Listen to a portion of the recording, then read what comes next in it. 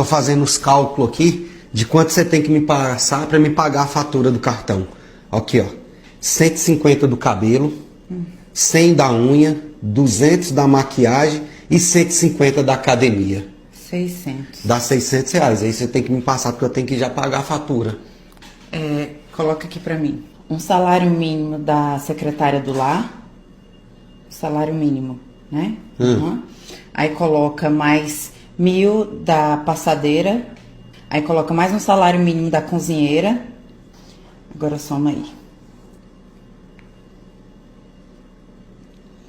Isso. Quanto?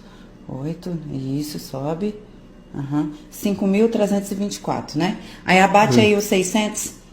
Eu bater 600 de quê? Uai, eu faço todos esses serviços aqui. Abate aí os 600 e paga a fatura. Quer dizer que eu ainda tô te devendo? Tá.